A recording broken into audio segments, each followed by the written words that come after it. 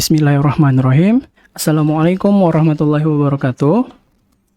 Kembali bertemu dengan program Baihaqi, pemirsa Hijrah TV yang dirahmati Allah, yang insya Allah pada sore hari ini kita akan membawakan tema Tabaruk Ngalap Berkah, yang insya Allah masih dibersamai oleh guru kita, Ustadz Afifi Abdul Wadud Hafizullah Ta'ala. Taib, seperti biasanya, insya Allah di akhir sesi materi, insya Allah akan dibuka sesi tanya jawab. Jadi bagi para pemirsa Hijrah TV yang hendak bertanya kepada Ustadz, bisa melalui telepon seluler di nomor 0813 2552 4815. Kami ulangi, bisa bertanya kepada Ustadz Afifi melalui telepon seluler di nomor 0813 2552 4815 atau di nomor WA yang hari ini sedikit berbeda, insya Allah untuk pekan selanjutnya akan sama di 0812 2979 3663. Kami ulangi, bisa di nomor WA 0812 2979 3663. Taib, untuk mempersingkat waktu kepada Ustadz Afifi Abdul Wadud, waktu dan tempat kami persilahkan. Fadhol masykurah. Bismillahirrahmanirrahim. Assalamualaikum warahmatullahi wabarakatuh. Innalhamdulillah wassalatu wassalamu ala Rasulillah wa ala alihi wa ashabihi wa mawalah wa la hawla wa la quwata illa billah, amma ba'du. Alhamdulillah, para pemirsa Hijrah TV rahimani wa rahimakumullah. Insyaallah kita kembali melanjutkan program-program kita belajar akidah Islam. Insyaallah pada sore hari ini kita akan mengangkat tema yang masih berkaitan dengan perkara yang sangat berkaitan dengan kesyirikan, yaitu at-tabarruk. At-tabarruk yang maknanya adalah talabul barakah, itu mencari keberkahan. Sedangkan barakah sendiri maknanya adalah kasratul khair wa subutuh, banyaknya kebaikan dan tetapnya kebaikan tersebut. Itu bahkan kebaikan yang terus berkembang, kebaikan yang terus melimpah ruah. Inilah makna tabarruk. Makna ini barakah. Sehingga orang-orang yang mereka hidupnya diberkahi oleh Allah Subhanahu wa taala, artinya orang yang mereka kehidupannya berlimpah ruah dengan kebaikan-kebaikan. Seorang yang mereka dikatakan umurnya barakah, artinya mereka umurnya betul-betul sangat atau padat dengan kemanfaatan, padat dengan kebaikan-kebaikan. Hampir setiap detik ibaratnya tidak ada waktu yang sia-sia bagi dia. Dia menggunakan waktunya berpindah dari satu waktu yang lainnya, dari kebaikan ke kebaikan yang lain, dari kebaikan yang satu pada kebaikan yang lainnya. Sehingga senantiasa betul-betul waktu-waktu yang dimiliki itu senantiasa menghasilkan kebaikan-kebaikan. Demikian pula orang yang mereka dikatakan hartanya barakah, hartanya benar-benar menghasilkan banyak kebaikan. Hartanya betul-betul banyak, yaitu menghasilkan kebaikan. Ibaratnya tidak ada serupiah pun yang keluar, yang dia keluarkan kecuali menghasilkan kebaikan. Inilah harta yang barakah. Sehingga orang yang mereka hidupnya diberkahi oleh Allah Subhanahu wa taala, orang yang mereka hidupnya berlimpah ruah dengan kebaikan, baik ilmunya, baik hartanya, baik rumah tangganya, baik yaitu kehidupannya secara umum. Ini diberkahi oleh Allah Subhanahu wa taala. Kemudian baliknya adalah orang mereka dijauhkan dari keberkahan hidup. Orang hidupnya tidak barakah. hartanya, ilmunya, kemudian umurnya, sangat banyak yang sia-sia dan tidak menghasilkan kebaikan-kebaikan yang bermakna bagi dia. Boleh jadi hartanya bisa miliaran, akan tapi harta yang dia miliki tidak memberikan kebaikan-kebaikan apapun bagi dia. Bahkan terkadang hartanya mempercepat dia ke neraka, karena hartanya mendorong dia melakukan perbuatan-perbuatan yang diharamkan oleh Allah Subhanahu wa Ta'ala. Kemudian, para pemirsa rahmati Allah Subhanahu wa Ta'ala, berkaitan dengan tabarruk, yaitu ngalap berkah atau talabul barakah, ini sangat kental sekali berkaitan dengan ini urusan tauhid dan syirik. Karena sungguhnya di antara kesyirikan yang terjadi di tengah-tengah umat adalah ketika mereka ini bertabarruk kepada selain Allah Subhanahu wa Ta'ala. Perlu kita tegaskan, ada beberapa prinsip yang berkaitan dengan tabarruk. Yang pertama, bahwa keberkahan itu semata-mata adalah milik Allah Subhanahu wa Ta'ala. Keberkahan itu semata-mata adalah milik Allah Subhanahu wa Ta'ala. Tabarakalladzi biyadil mulk. Allah Subhanahu wa Ta'ala yang Maha berkah, yang di tangannya lah kekuasaan. Allah tegaskan pula dalam sebuah ayat, "Qulillahumma malikal mulki tu'til mulka man tasha wa tanzi'u mimman tasha wa tudillu man tasha wa tu'izzu man tasha biyadikal khair." Katakanlah ya Rasulullah sallam, ya Allah yang ini al-qulillahumma malikal mulki, sang pemilik kerajaan. Engkaulah yang memberikan kerajaan kepada siapa yang kukendaki, dan engkau pula yang mencabut kerajaan dari orang yang kukendaki.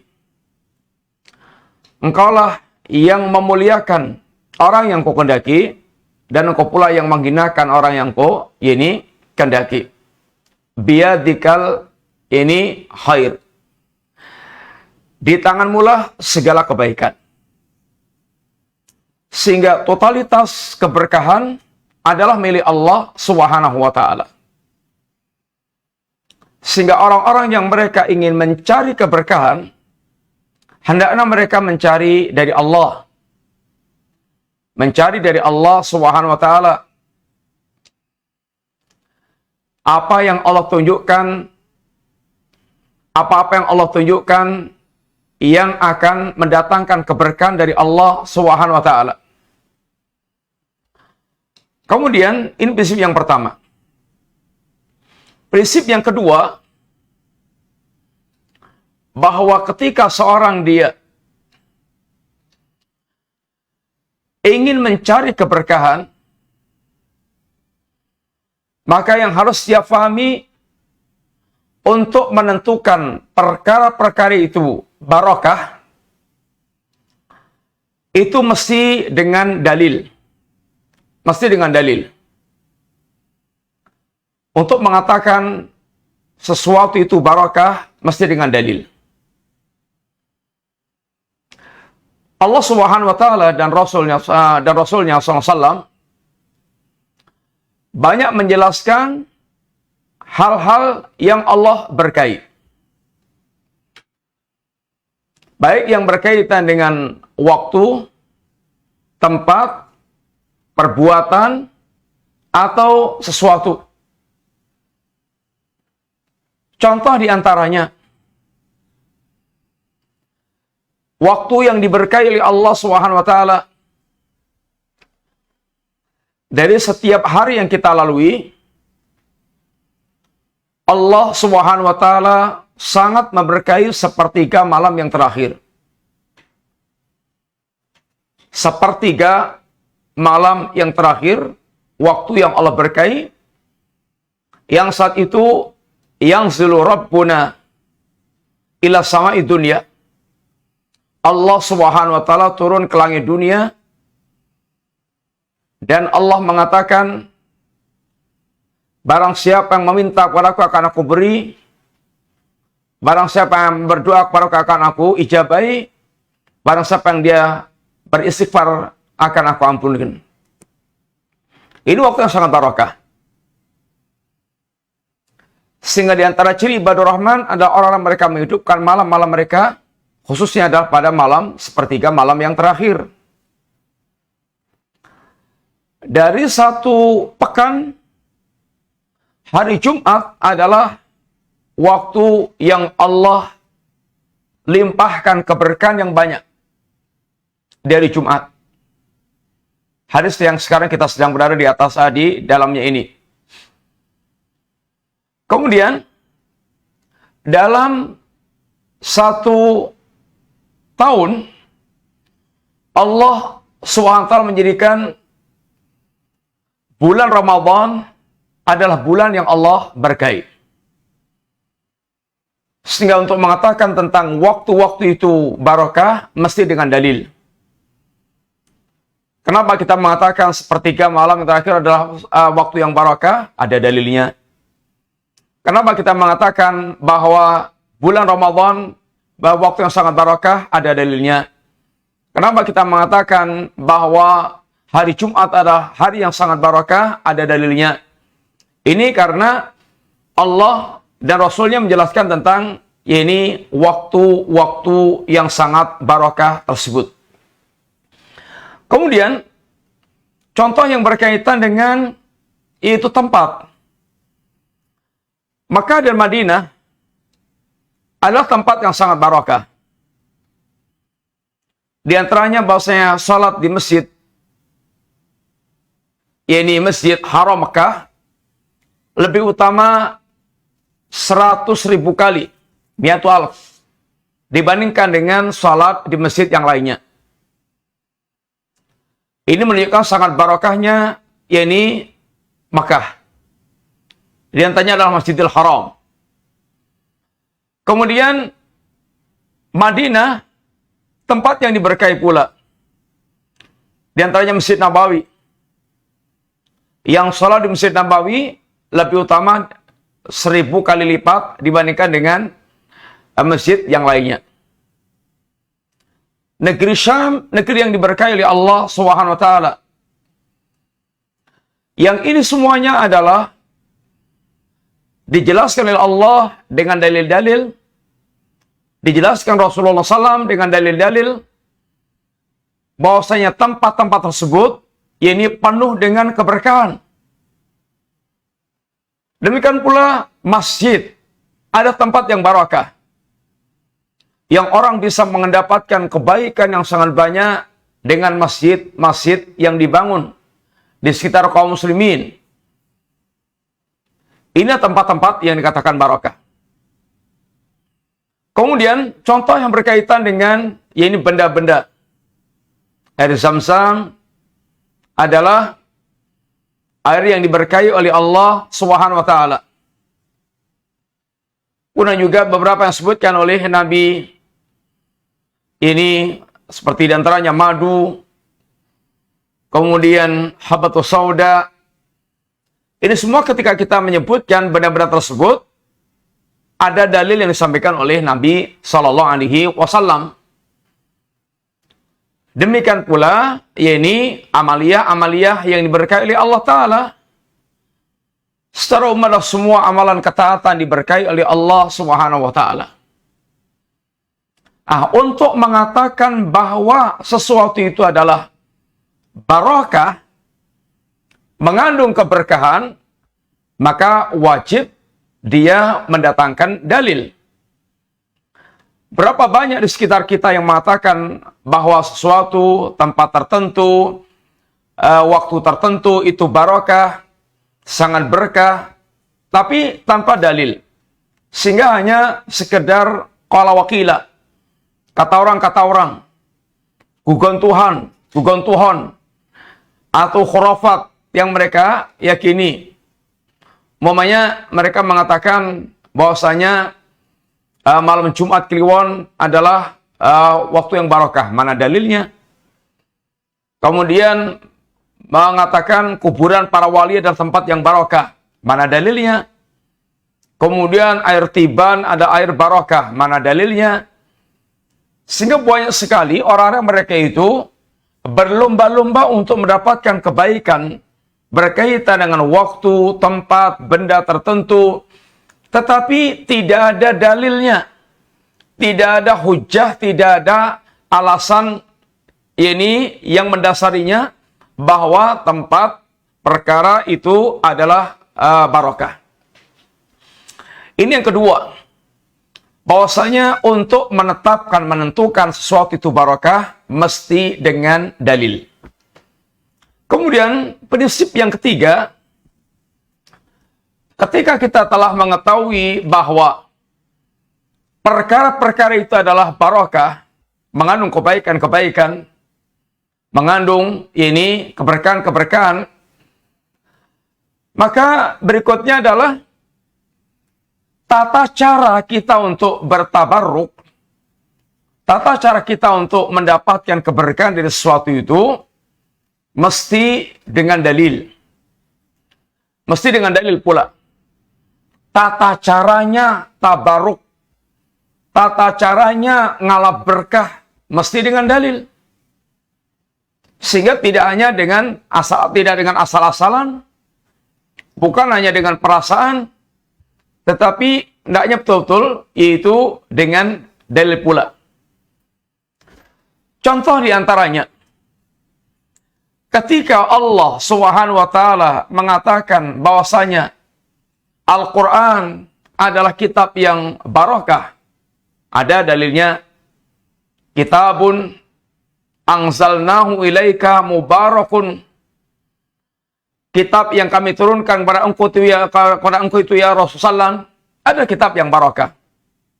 Kitab yang penuh dengan kebaikan. Kitab yang penuh dengan keberkahan.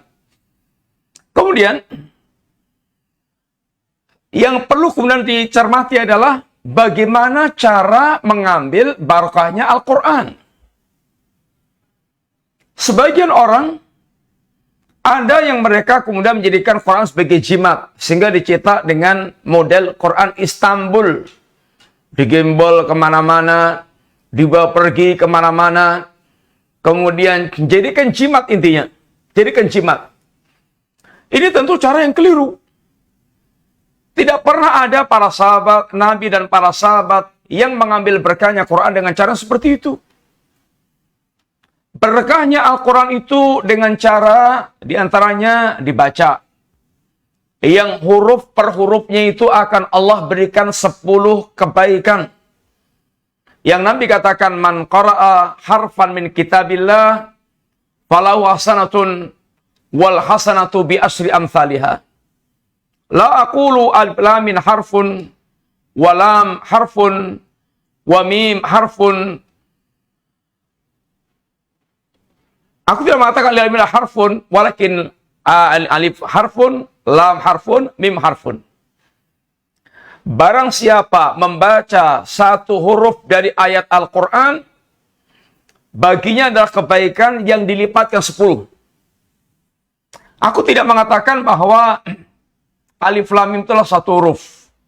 Tapi alif satu huruf, mim satu huruf, lam satu huruf, mim satu huruf. Sehingga alif lam mim 3 huruf. 3 kebaikan, 1 kebaikan dilipatkan 10 kali, sehingga 30 kebaikan. Mengambil berkahnya Quran dengan cara dia mentadabur.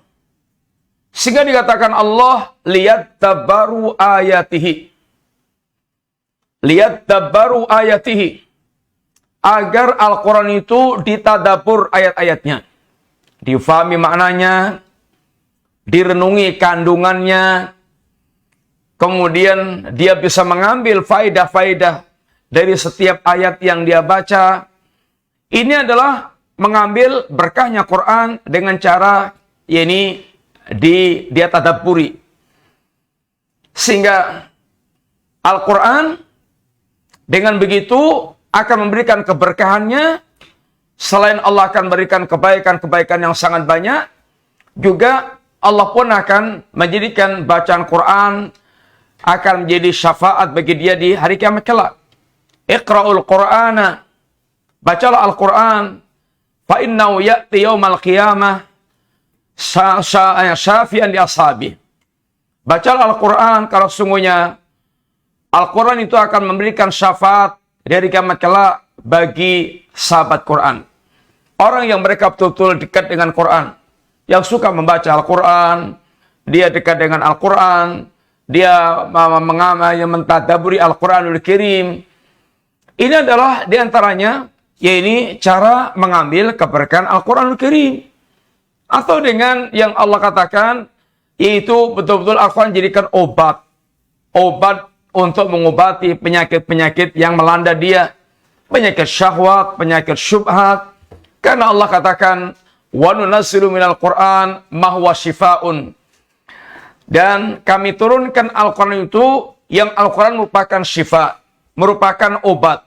Ya ayuhan nas, wahai manusia, qad ja'atkum mau'idatum min rabbikum. Wahai manusia, telah datang mau'idah dari Allah Ta'ala, dari Rabb kalian.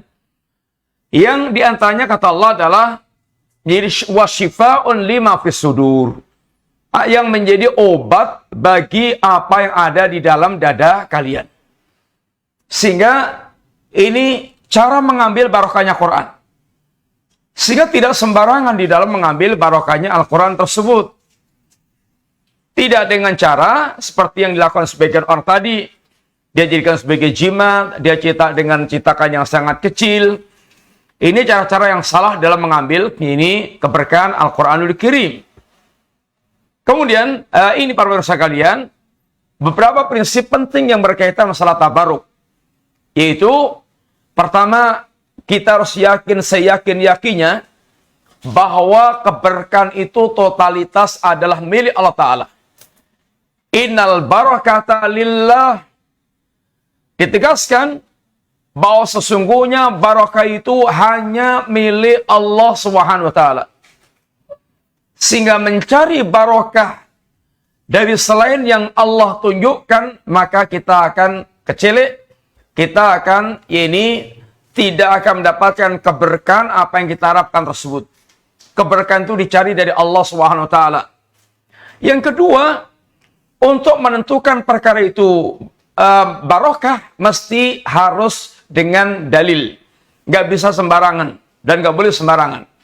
Yang ketiga, ketika kita telah mengetahui bahwasanya perkara itu diberkahi oleh Allah Subhanahu wa Ta'ala, maka bagaimana kemudian kita tata cara mengambil berkahnya pun dengan dalil atau dengan tata cara yang benar. Bagaimana kita contohkan tadi, Al-Quran kitab yang barakah. Bagaimana cara mengambil barakahnya Quran? Bukan dengan dipajang, jadikan sebagai pengusir setan dengan sekedar dipajang. Bukan sekedar dengan dicetak dengan tinta emas, tapi nggak pernah dia baca. Atau sebagaimana pula, bahwasanya ulama itu adalah orang yang barakah. Keberkahan ulama karena ilmunya dan karena ketaatannya kepada Allah Ta'ala. Karena ilmunya dan karena kesolehannya, itu keberkahan ulama.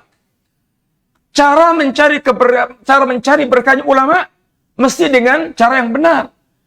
Bukan dengan cara dia cium-cium ulama, bukan dengan cara dia yaitu melelang bajunya, pecinya, sarungnya ulama, tetapi dengan cara yaitu mengambil ilmunya para ulama dan meneladani kehidupannya para ulama. Itu adalah mengambil keberkahan dari orang yang Allah tegaskan barakah. Para pemirsa yang rahmati Allah Subhanahu wa Ta'ala, kemudian berkaitan dengan tabaruk ini, ada tabaruk yang tauhid, ada tabaruk yang syirik. Tabaruk yang tauhid atau tabaruk yang lurus, tabaruk yang benar, yang masyru' disyariatkan oleh Allah Ta'ala, dan ada tabaruk yang mamnu, tabaruk yang terlarang. Tabaruk yang masyru', yang disyariatkan Allah Ta'ala, seperti tadi, mengambil keberkahan dalam perkara-perkara yang Allah telah jelaskan nilai keberkahannya. Mengambil berkahnya sepertiga malam yang terakhir. Mengambil berkahnya hari Jumat. Mengambil berkahnya bulan Ramadan. Mengambil berkahnya yaitu Al-Quranul Karim. Mengambil berkahnya ulama. Dan semisalnya dari segala perkara yang telah dinyatakan, diterangkan keberkahannya oleh Allah Subhanahu wa taala, dan juga mengambil keberkahan dengan melakukan segala bentuk ketaatan kepada Allah Subhanahu wa taala, itu akan mendatangkan barakah. Akan mendatangkan barakah. Man amila salihan min dzakarin aw untha wa huwa mu'min falanuhyiyannahu hayatan thayyibatan. Barang siapa yang dia beramal saleh, baik dia laki-laki maupun perempuan, sedangkan dia seorang mukmin, amal saleh semua amal ketaatan, semua amal kebaikan, maka Allah akan berikan kepadanya yaitu kehidupan yang baik. Allah akan hidupkan dia dalam kehidupan yang baik. Al-hayatut thayyibah ini al-hayatus sa'adah, kehidupan yang bahagia. Kehidupan yang bahagia itu adalah kehidupan yang diliputi dengan yaitu kebaikan-kebaikan dunia dan akhirat. Al-hayatus sa'adah, itminanul qalbi, wangsirahu sadri, hatinya tenang, dadanya lapang. Itulah kehidupan yang bahagia. Ini adalah tabaruk yang masyru', yang disyaratkan Allah Ta'ala dan diperintahkan oleh Allah SWT untuk kita mencari keberkahan di situ. Keberkahannya ini, keberkahan kepada seperti ini hanya akan kita dapatkan kehidupan kita yang secara global didasarkan kepada kehidupan yang kita warnai dengan tauhid dan ketakwaan. Sebagaimana yang Allah tegaskan di dalam ayat Al-Quranul Karim, ini walau anna ahlal qura amanu wattaqau lafatahna alaihim barakatim minas sama'i wal ardi walakin kadzabu faqatnahum bima kanu yaksibun. Seandainya penduduk suatu negeri itu mereka beriman dan bertakwa, niscaya akan kami turunkan kepada mereka keberkahan-keberkahan yang banyak dari langit dan bumi. Dari berbagai macam keberkahan dari langit dan bumi. Tapi mereka orang-orang yang justru mendustakan Allah dan mendustakan agama Allah, mendustakan Rasul Allah, maka kami timpakan azab kepada mereka dari hasil perbuatan mereka. Ayat ini menjelaskan kepada kita bahwa asas keberkahan itu, dilimpahkannya keberkahan kepada kita itu ketika kita mewarnai kehidupan kita dengan iman dan takwa. Iman yang dimaksudkan iman ini tauhid. Iman yang dimaksudkan iman dalam bentuk ini tauhid, murninya penghambaan kita kepada Allah Ta'ala. Karena ada imannya orang musyrik, ada imannya orang munafik, dan ada imannya orang yang betul-betul mukmin sejati yang membebaskan dari syirik dan kepura-puraan. Karena orang mengaku iman itu ada 3 macam. Orang yang mereka mengaku beriman tapi musyrik, Allah katakan dalam ayat umpamanya, wa ma yu'minu aktsaruhum billahi illa wa hum musyrikun. Dan tidaklah kebanyakan mereka beriman kepada Allah Subhanahu wa taala kecuali mereka musyrik. Sehingga ada orang-orang mereka itu mengatakan dirinya beriman kepada Allah, mengakui tentang Allah, tetapi mereka musyrik. Mereka melakukan perbuatan-perbuatan syirik. Ini imannya tidak kepake. Ini tidak diakui oleh Allah Ta'ala. Seperti orang Arab, musyrikin Arab, yang mereka kalau ditanya tentang Allah, tahu siapa yang menciptakan langit dan bumi, mereka mengatakan Allah. Tapi mereka tidak mentauhidkan Allah, bahkan mereka menyekutukan Allah dengan selainnya. Menyembah selain Allah Ta'ala. Yang kedua, orang mengaku beriman, tapi mereka munafik. Orang yang mereka mengaku beriman tapi mereka berdusta dengan pengakuannya itulah orang munafik. Yang Allah katakan, wa minan nasi may yaqulu amanna billahi wal yawmil akhir. Wa minan nas may yaqulu amanna billahi wa bil yawmil akhir wa ma hum bimumin.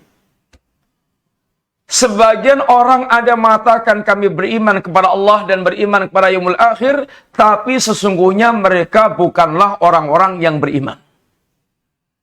Wallahu yashhadu innal munafiqina lakadzibun. Allah menjadi saksi orang-orang munafik itu pendusta.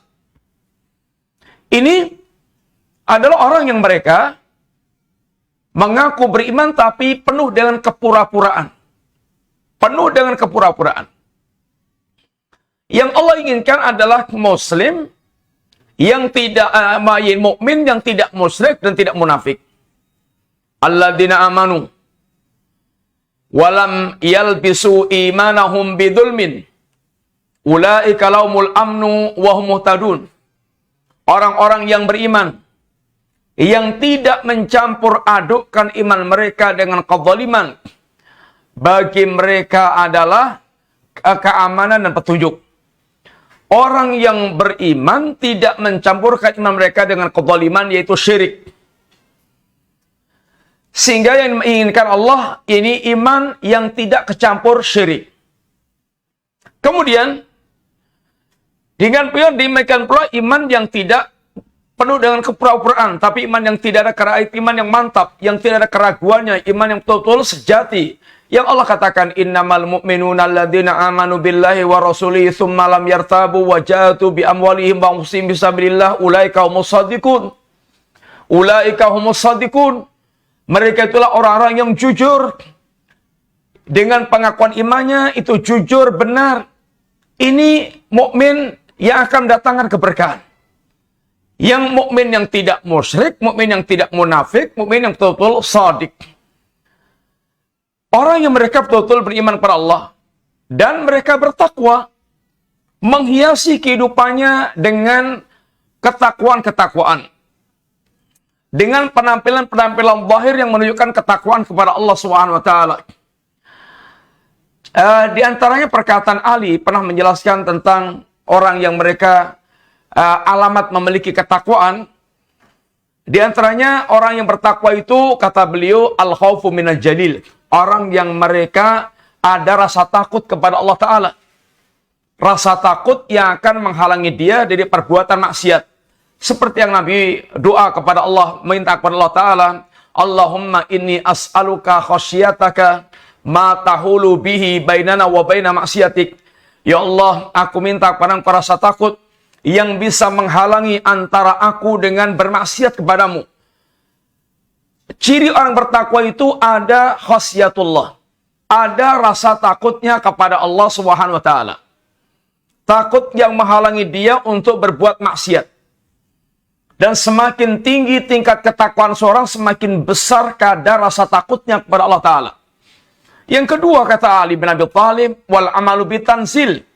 Takwa itu adalah dengan mengamalkan apa yang diturunkan Allah Subhanahu wa taala. Mengamalkan apa yang diturunkan oleh Allah Subhanahu wa taala. Apa yang Allah turunkan yaitu wahyunya, Al-Qur'anul Karim dan sunnah nabinya. Sehingga orang bertakwa, orang mereka betul-betul serius mempelajari Quran, mempelajari As-Sunnah, agar mereka bisa mengamalkan isi kandungannya. Yang ketiga, wal qanaatu bil qalil. Dia memiliki rasa qanaah dengan pembaikan Allah yang sedikit, karena dia tahu bahwa orientasi hidup dia adalah akhirat. Wa inna daral akhirah layal hayawan. Bahwa kampung akhirat itulah kehidupan yang hakiki.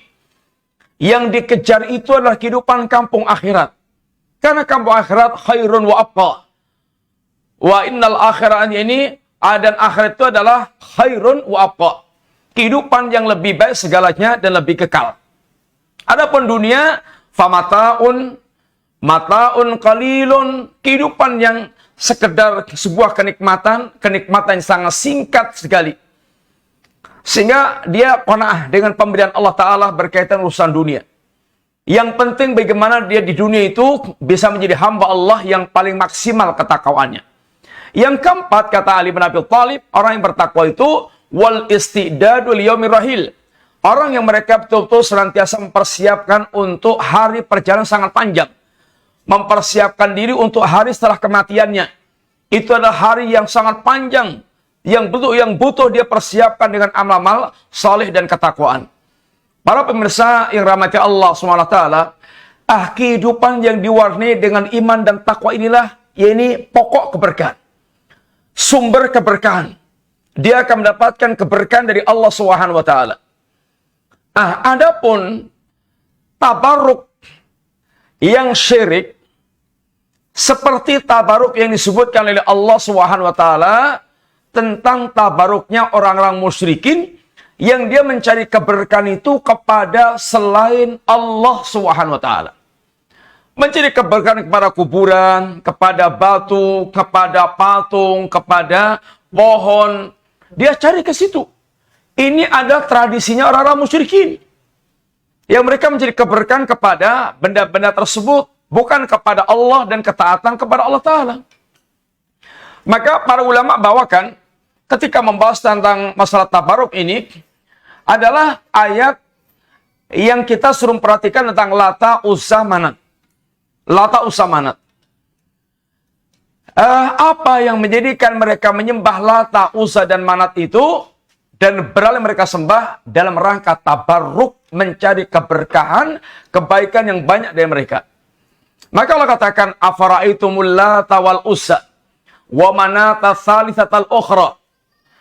Apakah engkau tidak memperhatikan tentang Al-Lata wal Uzza dan demikian pula Manat yang ketiga? Ini kita disuruh Allah memperhatikan Lata, Uzza, Manat. Siapa sih Lata itu? Apa itu Lata? Lata itu kata para ulama, satu mengatakan bahwa Lata itu adalah batu yang mereka sembah, batu keramat yang mereka sembah.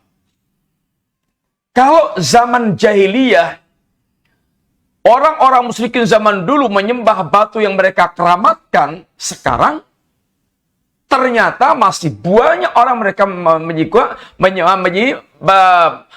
menyembah atau mengkeramatkan batu-batu, lalu mereka lakukan persembahan kepada batu yang mereka keramatkan itu. Atau yang kedua, Lata itu adalah dulunya orang soleh yang suka bagi-bagi roti kepada jamaah haji. Lata Yalutu, yang tukang mengaduk gandum, yang untuk dia buat roti dan dia bagikan gratis kepada jamaah haji. Sehingga lalu kematiannya mereka suka beriktikaf di kuburannya, sampai menjadi mereka menyembah kepada kuburan orang soleh tersebut. Kalau zaman jahiliyah seperti itu perlakuan pada kuburan orang soleh, sekarang ternyata sama persis.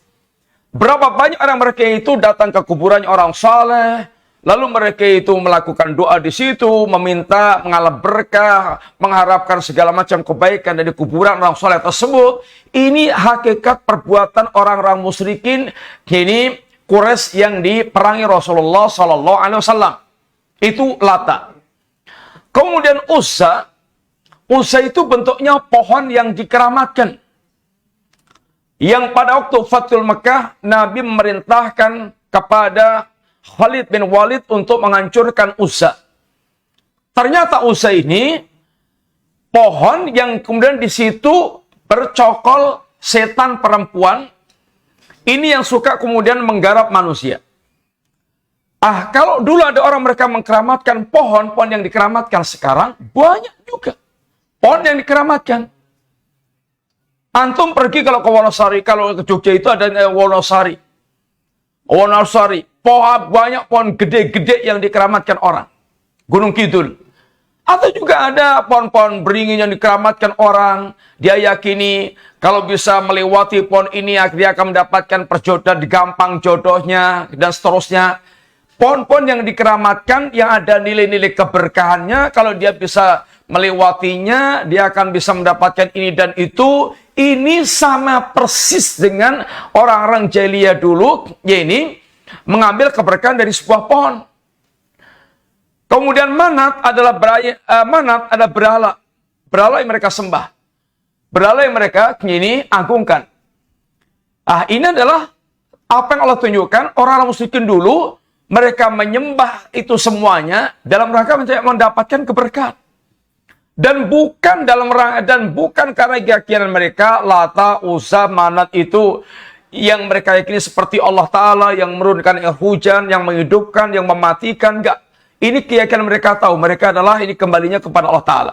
Tapi keberkahan mereka ini termasuk diantaranya apa? Berkahnya mereka yang bisa mengantarkan mereka dekat kepada Allah sedekat-dekatnya. Maka mereka jadikan sebagai wasilah untuk mendekatkan diri kepada Allah Ta'ala. Apa kata mereka? Walladzina tahadu min dunihi awliya'a ma na'buduhum illa liyuqarribuna ilallahi sulfa. Orang-orang mereka menjadikan selain Allah sebagai sembahan, Lata, Uzza, Manat itu, apa yang mereka lakukan?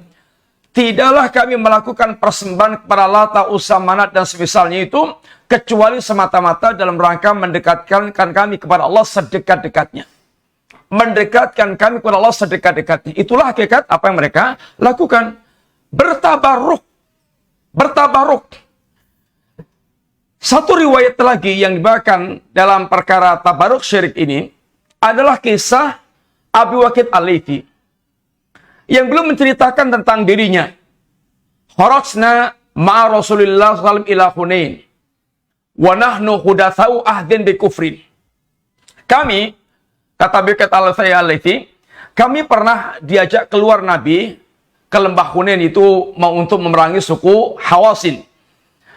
Sedangkan waktu itu kami baru saja lepas dari masa-masa kekafiran. Beliau ceritakan ini karena kasusnya itu beliau hampir terjerumus dalam perbuatan syirik.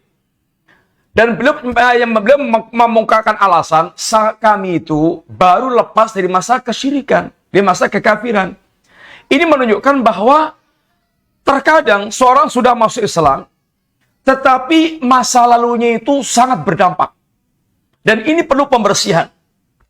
Sehingga masuk Islam awalnya itu belum mencukupi dia untuk membersihkan diri. Harus terus dibersihkan.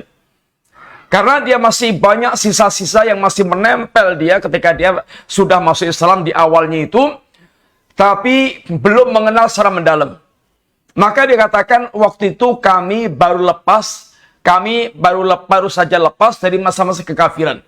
Maka kepada teman-teman yang sedang hijrah, yang dulunya itu tenggelam dalam muharramat, pemusik, pendrum band, kemudian penyanyi, atau yang lain-lainnya, para artis.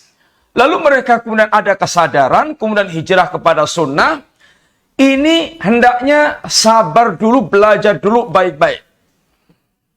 Dan jangan kemudian malah ditampil-tampilkan terus, sampai akhirnya dia nggak sempat belajar, masa lalunya masih bercokol dalam hatinya. Perlu terus belajar dulu. Bagaimana mengikis masa lalunya itu. Dan faham tentang apa yang diajarkan di dalam sunnah Nabi SAW. Sebab orang seperti ini, posisinya itu, kalau nanti ketemu dengan ustadz syubhat, ustadz yang suka bawa syubhat, itu bisa kembali lagi nyanyi, kembali lagi drum band, kembali lagi joget, kembali lagi, ya ini main film sandiwara segala macamnya itu. Ketemunya ustadz syubhat yang suka memberikan syubhat sehingga tidak membimbing keluar dari kegelapan para cahaya, tapi malah kembali mengembalikan kepada kegelapan yang sebelumnya. Abu Waqid Al-Laythi menceritakan, saya ini baru lepas di masa kekafiran. Kemudian mararna, kami melewati ini perkampungan orang-orang Hawasin dan melewati bisidratin, sebuah ini pohon sidr yang dinamai dengan yuqalu laha Datu Anwat, yang dinamai dengan Datu Anwat, pemilik kepamoran, pemilik kesaktian, yang mereka biasanya apa? Yaqufuna indaha. Mereka biasa iktikaf di pohon tersebut untuk mencari keberkahan. Wayanutuna asilhataum, dan mereka suka menggantungkan senjata-senjata mereka untuk menambah kesaktian pada senjata tersebut. Ini tabaruk namanya, ngalap berkah. Ngalap berkahnya pohon itu dengan dia iktikaf, dengan dia menggantungkan senjata-senjatanya itu, dan itu dipandang oleh Abu Waqid Al-Laythi kok bagus. Maka dia pun kemudian datang kepada Nabi mengatakan, ya Rasulullah, ij'al lana dzata anwat kama lahum dzatu anwat. Ya Rasulullah, buat kita ini dibuatkan dzatu anwat sebagaimana mereka memiliki dzatu anwat. Alangkah sangat terkejutnya Rasulullah Shallallahu Alaihi Wasallam terhadap permintaan Abi Waqid Laitsi dengan mengatakan Allahu Akbar, innaha sunan. Nabi terkejut sehingga bertakbir kepada Allah, Allahu Akbar. Abi Waqid Laitsi, yang kamu minta itu adalah tradisinya orang-orang musyrik. Qultum kama qalat Bani Israel. Yang kamu ucapkan itu seperti permintaan Bani Israel kepada Musa alaihissalam. Apa kata mereka? Ya Musa, ij'al lana ilahan kama lahum aliyatun. Ya Musa, mau kita ini dibuatkan sesembahan seperti mereka memiliki sembahan. Sehingga apa yang mereka jadikan sebagai tempat tabarruk itu termasuk namanya ilah. Itulah ilah. Sedangkan kita diajak la ilaha illallah, tidak ada ilah kecuali Allah Ta'ala. Tidak ada ilah yang sebenarnya kecuali Allah Ta'ala. Kalau mau tabaruk, jangan kepada pohon, kepada batu, kepada kuburan, tapi tabaruk kepada Allah Ta'ala, mengambil keberkahan dari Allah Subhanahu wa Ta'ala. Karena semua ilah selain Allah batil. Ilah yang hak hanyalah Allah Subhanahu wa Ta'ala. Sehingga mencari keberkahan itu kepada Allah dan dengan apa yang telah diajarkan Allah untuk kita ambil keberkahannya. Ini keberkahan yang syirik, tabaruk yang syirik. Sehingga seorang mukmin yang muwahhid harus tahu bagaimana bertabaruk yang dibenarkan dalam syariat dan mana tabaruk yang dilarang dalam syariat. Sehingga tabaruk yang menyimpang ini, ada tabaruk syirik seperti tabaruknya orang musyrikin tadi, ke kuburan, ke Lata, ke Manat, ke Uzza. Ini adalah tabaruk yang syirik. Atau ini tabaruk yang bid'ah, tabaruk yang menyimpang. Tabaruk yang menyimpang. Dia menjadikan wasilah-wasilah barang tertentu ini untuk mendapatkan kebaikan dari Allah Ta'ala. Umpamanya yaitu berdoa di kuburannya orang saleh. Berdoanya kepada Allah Ta'ala, tapi dia lakukan di kuburannya orang saleh. Dia dalam rangka ini meyakini kalau berdoa di kuburannya orang saleh itu berkah. Doanya akan semakin dikabulkan Allah Ta'ala. Ini bid'ah. Ini bid'ah. Karena tidak pernah dilakukan seperti itu oleh para salaf kita. Kemudian, kalau dia mintanya kepada orang soleh tersebut yang dikubur, itu syirik besar. Ini tabaruk yang syirik. Tapi kalau dia berdoa kepada Allah di sisi kuburan orang soleh dengan keyakinan ini akan lebih membuat dia terkabul doanya, ini adalah bid'ah. Sehingga ada tabaruk yang syirik, ada tabaruk yang bid'ah. Termasuk tabaruk dengan zat-zatnya para makhluk. Tabaruk dengan zatnya kiai, bekasnya minum kiai, kemudian bajunya kiai, keringetnya kiai, badannya kiai. Ini adalah tabaruk yang bid'ah. Seandainya orang soleh itu boleh kita tabaruki, maka yang paling berat setelah Nabi adalah Abu Bakar As-Siddiq. Tapi nggak ada ceritanya para sahabat tabaruk dengan zatnya Abu Bakar, dengan zatnya Umar, nggak pernah. Adapun tabaruk zat itu khusus bagi Rasulullah Sallallahu Alaihi Wasallam. Tabaruk dengan rambutnya Nabi, ludahnya Nabi, daknya Nabi, keringatnya Nabi, badannya Nabi. Ini masyru'. Tapi ini khusus bagi Nabi. Tidak ada setelah Nabi orang saling bertabaruk dengan zatnya Abu Bakar, Umar, Utsman, Ali, dan seterusnya. Ini sekilas masalah tabaruk yang mesti kita pahami baik-baik, Bapak-Ibu sekalian. Jangan sampai kita kemudian terjerumus dalam tabaruk yang terlarang. Tabaruk yang keliru. Kita sangat menginginkan hidup kita barokah. Dan kita harus tabaruk ngalah berkah. Tapi harus ngalah berkah yang benar. Tidak boleh kita ngalah berkah yang keliru. Baik yang itu syirik atau bid'ah. Kita mesti menghindari semua yang menyimpang itu. Kemudian kita semata-mata hendaknya betul-betul mewujudkan tabaruk yang disyariatkan oleh Allah Subhanahu wa Ta'ala. Demikian Bapak sekalian singkat berkaitan masalah penyampaian masalah tabaruk. Semoga bermanfaat. Insyaallah kalau ada pertanyaan bisa kita jawab. Kalau tidak ya kita tunda jawabannya insyaallah. Demikian. Wassallallahu ala nabiyina Muhammadin wa ala alihi wasallam. Silakan ada pertanyaan. Baik. Jazakallah khair Ustaz.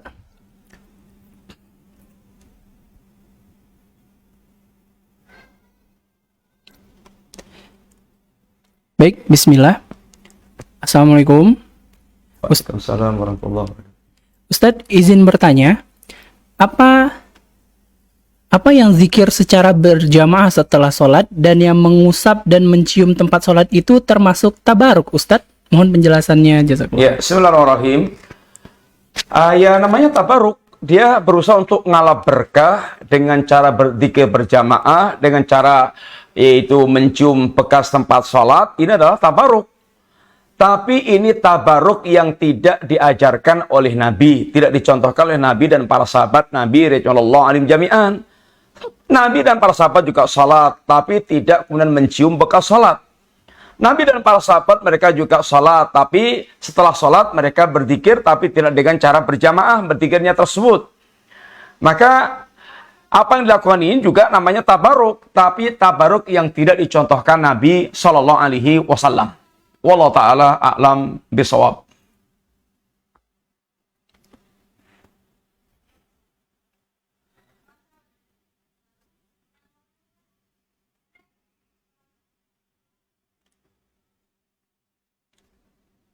Baik, bagi para pemirsa Hijrah TV yang dirahmati Allah, kembali kami ulangi, jika ingin bertanya kepada Ustadz Afifi secara langsung, bisa melalui telepon seluler di nomor 0813 2552 4815. Kami ulangi, bisa menelpon langsung dengan telepon seluler di nomor 0813 2552 4815 atau bisa melalui WhatsApp, pesan singkat WhatsApp di nomor 0812 2979 3663. Kami ulangi, bisa melalui pesan singkat WA di nomor 0812 2979 3663.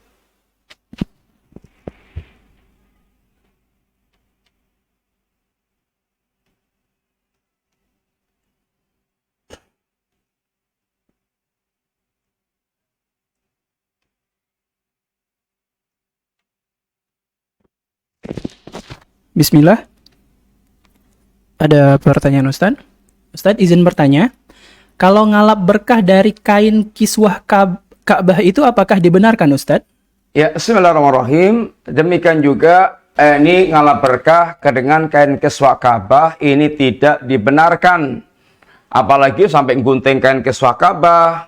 Apalagi kalau kemudian dipakai untuk jimat-jimat. Ini seperti sebagai orang Indonesia yang pernah ditahan atau diinterogasi, kenapa dia sampai gunting kain kiswah Ka'bah. Ini kalau sampai alasannya itu dia gunakan untuk sihir, oh bisa mati dia. Bisa dihukum mati dia. Karena Saudi mau hukuman mati bagi para tukang sihir. Ini sangat bahaya. Tabaruk dengan Ka'bah itu caranya dengan yaitu tawaf di Ka'bah. Yang diajarkan Nabi, tawaf di Ka'bah. Kemudian mencontoh bagaimana tawafnya Rasulullah SAW. Di antaranya kemudian ketika dia sampai di yaitu rukun Yamani dengan Hajar Aswad, dia mengucapkan Rabbana atina fid dunya hasanah wa fil akhirati hasanah wa qina adzabannar, terus diulang-ulang sampai dia sampai di rukun sampai di yaitu Hajar Aswad. Adapun mencium Hajar Aswad itu termasuk sunnah Nabi, mencontoh Nabi, tapi bukan karena keberkahan dari Hajar Aswad. Sebagaimana Umar pernah mengatakan ketika akan mencium Hajar Aswad, inni la'alamu annaka hajar, saya tahu wahai Hajar Aswad engkau adalah batu. Laula ra'aitu Rasulullah sallallahu alaihi wasallam yuqabbiluka ma qabaltuk. Seandainya aku tidak melihat Nabi menciummu, aku tidak akan mencium kamu. Sehingga mencium Hajar Aswad itu karena itibak kepada Nabi. Bukan karena keberkahannya ini, bukan karena keberkahan daripada Hajar Aswad. Tapi karena itibak pada Nabi. Dan berkahnya ada pada itibak tersebut. Sehingga bukan dengan cara, ya ini kosot di dinding Ka'bah, kosot kemudian dia nempelkan pipinya kanan kiri, badannya kemudian dia kosot-kosot di dinding Ka'bah. Ini bukan cara yang dicontohkan oleh Nabi dan para sahabat Nabi radhiyallahu jami'an di dalam masalah tabaruk dengan ini Ka'bah atau dengan kiswah penutup Ka'bah. Apalagi zaman dulu belum ada juga kiswah penutupnya tersebut. Wallahu ta'ala alam shawab. Ustadz, ada pertanyaan dari telepon. Assalamualaikum. Salam. Baik, dari Bapak siapa di mana, Pak? Dari Pak Ridwan, Sumatera Utara. Taib, Pak Ridwan, silahkan langsung pertanyaannya, Pak. Mau bertanya Ustaz, kalau kita berinfak di masjid yang ada bid'ahnya, apakah kita ikut menanggung dosa? Cukup, Bapak? Cukup kan. Taib, jazakallah khair. Infak di tempat Yang ada bid'ahnya, Ustaz. ya. Bismillahirrahmanirrahim. Kalau infak kita niatkan tulus karena Allah SWT dan untuk kepentingan kaum muslimin, walaupun boleh jadi tempat itu ada bid'ah-bid'ahnya, itu insya Allah tetap berpahala. Yang tidak boleh kita lakukan itu sengaja kita berinfak untuk mengembangkan bid'ah-bid'ah yang dilakukan. Ini nggak boleh. Tapi kalau kita berinfak di tempat yang sudah ada dilakukan bid'ah, tapi bukan kita infaknya bukan dalam rangka untuk mendukung bid'ah, tapi untuk kaum muslimin, pemakmuran masjid, agar mereka, ya ini mungkin dekat dengan kita, juga atau kita bisa memberikan manfaat kepada mereka, maka nggak ada masalah infak yang seperti itu. Tidak mesti infak kepada salafi, kepada ahlussunnah khusus, tapi oleh infak ini kepada masyarakat muslimin umum, apalagi kita punya target-target dakwah. Tapi kalau kita khususkan infak itu untuk mengembangkan bid'ah, itu yang nggak boleh. Wallahu ta'ala a'lam bishawab. Taib, ada pertanyaan dari penelpon, Ustaz. Assalamualaikum. Waalaikumsalam. Mau nanya Taib, dengan Bapak siapa di mana, Pak? dengan Bapak Turmuji di Lombok Timur. Taib, Pak Turmuzi, silahkan langsung pertanyaannya. Ya. Ini Assalamualaikum Ustaz. Waalaikumsalam warahmatullahi wabarakatuh. Silakan. Ana mau nanya masalah ini, apa namanya, mengenai melewati sutroh orang sholat. Apakah itu waktu kita sholat berjamaah kan banyak. Apakah itu, bagaimana itu Pak Ustaz hukumnya kalau kan banyak itu sutrohnya kita lewati itu. Gimana itu Pak Ustaz? Assalamualaikum. Bismillahirrahmanirrahim. Adapun berkaitan dengan sutroh, kalau kita sholatnya pas sholat sendirian, maka tidak boleh kita melewati sutrohnya orang yang sedang sholat. Kita tidak boleh melewati depan sholat, kecuali ada sutrohnya, ada penghalangnya, ada sutrohnya. Kita lewat di depan sutrohnya itu. Adapun kalau sholat jamaah, sutrohnya adalah imam. Sehingga boleh kita ketika maunya batal wudhunya, kita lewat di sela-sela barisan, ini makmum, tidak mengapa. Ya, yang penting tidak melewati depannya imam. Setelahnya adalah imam, sehingga boleh kita lewat di sop-sopnya atau di depannya sopnya, ini jamaah sholat. Itu kalau sholatnya berjamaah. Adapun kalau pas sholat sendirian, kalau sholat ya di masjid sedang sholat, kita jangan sampai melewati depan orang yang sedang sholat, kecuali ada sutrohnya di situ. Wallahu ta'ala a'lam bishawab.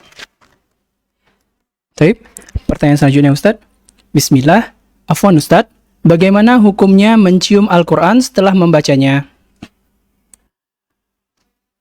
Wallahu ta'ala a'lam bishawab. Baik. Pertanyaan selanjutnya Ustaz. Bismillah, Assalamualaikum warahmatullahi wabarakatuh. Salam. Ustaz, bagaimana kalau mengadakan acara dan mengundang orang-orang soleh dan mengundang anak-anak yatim dengan niat agar mendapatkan keberkahan dari Allah Subhanahu wa taala? Apakah ini dibolehkan, Ustaz? Ya, bismillahirrahmanirrahim. Mengundang makan-makan orang saleh, anak yatim boleh. Boleh, yang penting ya dalam rangka mengundang mereka makan-makan makanan kita, agar makanan kita dimakan orang saleh, kemudian anak yatim agar kita mendapatkan doa mereka, maka sangat diperbolehkan untuk mengundang orang saleh makan-makan ke rumah anak yatim, apalagi anak yatim, sangat boleh sekali. Dalam rangka untuk tabaruk, mendapatkan keberkahan, kedatangan orang saleh, kedatangan anak yatim, mendapatkan keberkahan dari doa mereka, ini tentu sangat boleh sekali. Wallahu ta'ala alam bishawab. Assalamualaikum. Waalaikumsalam warahmatullahi wabarakatuh. Dengan Bapak siapa Pak? Dari Bima. Bapak yang dari Bima, silakan. Maaf Pak, Ya, bisa dikecilin saya dulu mau tanya, sedikit, Pak. Iya. Saya mau tanya Pak Ustaz. Silakan Pak. Apakah sholat mai apakah di salam wana lo lima di salam wana lo lima wana bali sirakui lo lima kui. Bodoh. Afwan Pak, bisa pakai bahasa Indonesia? Ya. Sudah sholat Maidah. Kalau mendiri salam wana, mendiri salam wana. Kalau di Sarakui, di Loli Makui. Apakah sekali, Pak Ustaz? Maaf Pak, bisa pakai bahasa Indonesia, afwan Pak. Baik, putus Ustaz.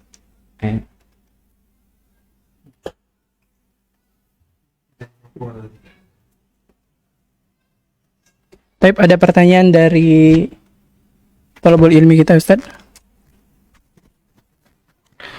Bismillahirrahmanirrahim. Assalamualaikum warahmatullahi wabarakatuh. Ustaz, berhala Lata, Uzza, dan Manat ini adalah berhala yang disembah oleh orang Quraisy. Iya. Kalau Hubal itu berhala apa? Iya, berhalanya itu sangat banyak banget. Jadi berhala Lata itu terletak di mana, Uzza di mana, kemudian mana di mana, dijelaskan semuanya. Intinya berhala mereka sangat banyak. Ya, tapi yang terbesar di antaranya adalah itu Lata, Uzza, Manat. Bukan berarti berhalanya 3 ini, tetapi berhalanya sangat banyak. Di sekitar Ka'bah saja ketika Nabi Fathul Makkah menghancurkan patung di sekitar Ka'bah, ada 360 patung yang kemudian dihancurkan oleh Nabi di situ. Adapun Lata, Uzza, Manat itu adalah 3 berhala besar yang menjadi sembahan mereka, yang mereka banggakan. Sebagaimana ketika Abu Sufyan di perang Badar atau perang Uhud, ya, Abu Sufyan pernah mengatakan, lanal Uzza, laisa lakum Uzza. Kata Abu Sufyan menyemangati orang-orang musyrikin, kami punya Uzza, kalian tidak punya Uzza. Maka Nabi katakan, ajibu, jawab oleh para sahabat. Ya Rasulullah, kita menjawab apa? Allahu maulana wala maula lakum. Allah wali kita dan kalian tidak memiliki wali. Sehingga Uzza ini termasuk berhala yang diagungkan oleh orang-orang Quraisy dari berhala-berhala yang ada yang lainnya. Wallahu ta'ala alam bisawab.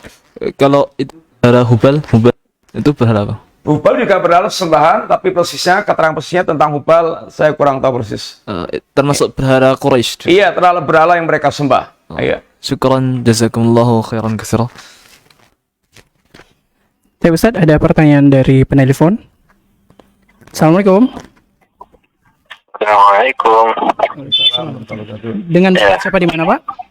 Dengan hamba Allah di Pulau Jawa. Langsung pertanyaannya. Ya.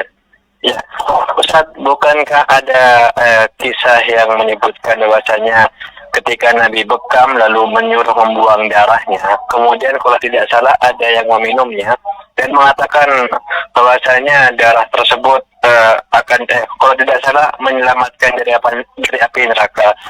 Lantas apakah cerita itu benar, dan apabila benar Ustaz, bukankah anak keturunannya tersebut akan selamat dari api neraka Ustaz karena sudah meminum darah dan akan mendarah daging kepada anak cucunya? Apabila ditemukan nasabnya sampai sekarang, bukankah apabila kita menciumi orang tersebut dan meminta darahnya kita akan selamat Ustaz? Demikian, terima kasih. Assalamualaikum warahmatullahi wabarakatuh. Yang pertama, berkaitan dengan riwayat atau kisah tentang meminum darahnya Nabi, wallahu ta'ala alam shawab. Ini pertama. Yang kedua, tetapi tabaruk dengan jasadnya Nabi, keringatnya, kemudian badannya, bahkan dahaknya, ludahnya, bekas air wudhunya, maka ini semuanya masyru'. Rambut Nabi, ini semuanya masyru'. Tetapi ini khusus bagi Nabi. Tidak untuk sahabat Nabi, tidak untuk keturunan Nabi. Apa buktinya?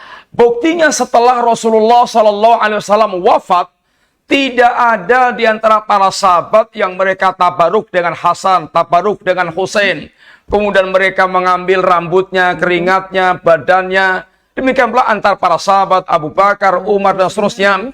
Apalagi keturunan-keturunan yang sampai sekarang, apalagi kadang-kadang yang tidak jelas nasab keturunannya itu.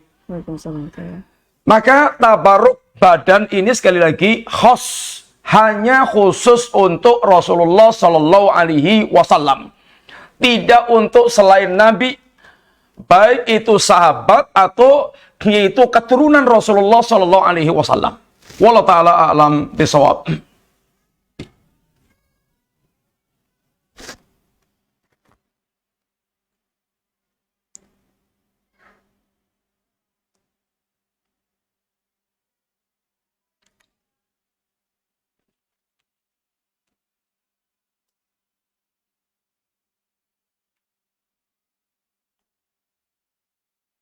Baik, kami ulangi bahwasanya para pemirsa Hijrah TV rahmatan Allah, bahwasanya bisa bertanya langsung kepada Ustadz melalui telepon seluler di nomor 0813 2552 4815. Kami ulangi, bisa bertanya kepada Ustadz melalui telepon seluler di nomor 0813 2552 4815 atau bisa melalui pesan singkat WhatsApp di nomor 0812 2979 3663. Ada penelpon Ustadz. Assalamualaikum. Waalaikumsalam. Baik, dari Bapak siapa di mana, Pak? Ya, dari Bima. Dari Bima. Baik. Ya, mau bertanya, apakah setelah selesai sholat berjemaah itu, apakah doa berjemaah itu apa boleh kan, Pak? Doa berjamaah, Pak ya? Iya. Baik, cukup Bapak? Ya, cukup itu saja, Pak. Baik, Bismillahirrahmanirrahim. Adapun salat berjamaah masyru' disyaratkan oleh Allah dan Nabi-Nya. Kemudian setelah selesai salat, maka yang masyru' adalah berzikir, yakni sendiri-sendiri sebagaimana Nabi dan para sahabat Nabi radhiyallahu anhum jami'an. Bukan dengan berzikir berjamaah. Demikian pula doa ini yang jelas-jelas masyru' adalah doa sebelum salam. Bisa memperbanyak doa ketika sujud, bisa memperbanyak doa ketika sebelum salam. Setelah tahiyat yang terakhir, bisa memperbanyak doa sebelum salam. Adapun setelah sholat selesai, maka yang masyru' adalah zikir. Adapun mau berdoa, maka boleh sekali-kali berdoa, tetapi doa itu bukan rangkaian dengan salat sebagaimana zikir rangkaian daripada salat. Wallahu taala a'lam bishawab.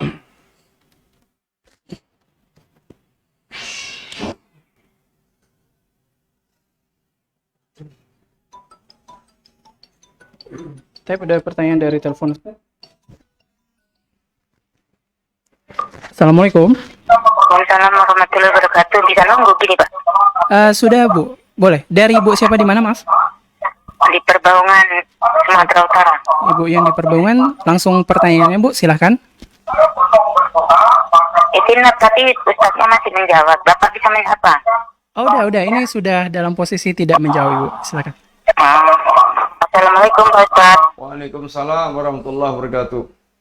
Ini di luar tema Pak Ustaz. Bisa? Di luar tema, Ustaz. Ya, Di luar tema. Tapi Bu, silahkan. Nah, gini Pak Ustaz, katanya Rasul kan kita sebaik-baiknya manusia, kita